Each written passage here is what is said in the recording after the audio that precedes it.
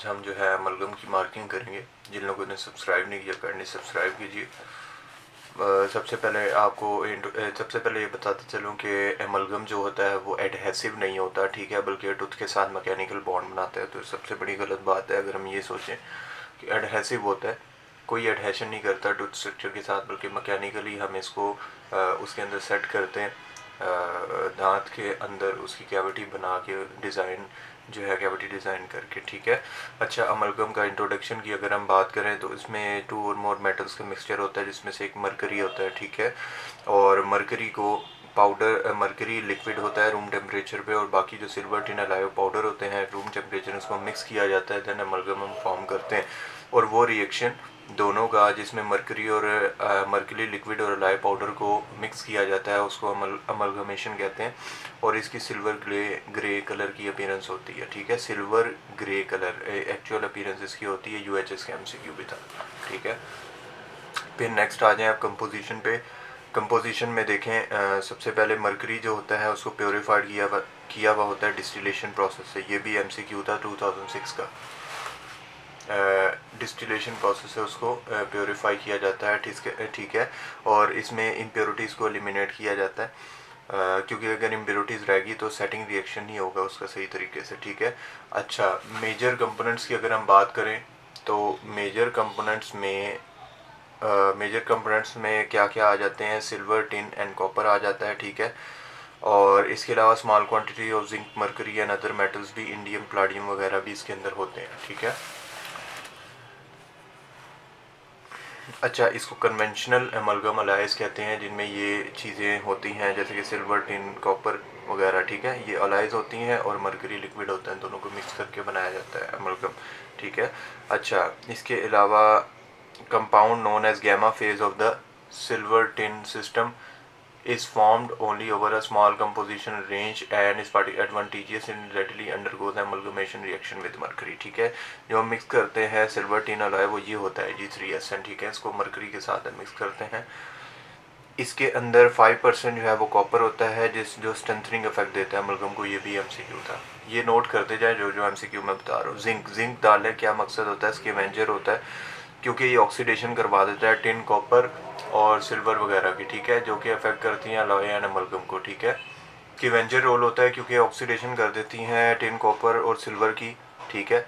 और जिंक जो है वो रैपिडली रिएक्ट करता है इन ऑक्सीजन्स के साथ और जिंक ऑक्साइड का स्लैग बना देता है, जिसको इजीली रिमूव किया जा सकता है, ठीक है। और वो अलाइज जिसके अंदर कोई जिंक नहीं होता, जिंक फ्री अलाइज उन्हें कहते हैं, ठीक है। जिन प्रोडक्ट्स में 3% तक मरकरी होते हैं प्री अमलगमेटेड अलाइज होती हैं। ये भी है यूएचएस का एमसीक्यू था। जितने एमसीक्यू मैं बता रहा हूँ सारे आप नोट करते हैं प्लीज़। अच्छा, ये थोड़ी सी बैठी जाए, ये याद कर लीजिएगा, जहन में रख लें कि सिल्वर की 65%, ठीक है, और मैक्सिमम जो है, और जो है वो करंट लिमिट्स जो हैं वो 40 है। पहले जो थी 1986 तक वो 65% थी, ठीक है। अच्छा, अब ये देखें, ये ज़रा इम्पोर्टेंट बात आने लगी है कि दो मेथड कौन से हैं जो कि पार्टिकल्स बनाने में यूज़ होते हैं, या फिर फिलिंग्स के जो पार्टिकल्स होते हैं, जो आपको अलाई के पार्टिकल्स होते हैं, वो कैसे बने होते हैं। तो इनके दो मेथड हैं।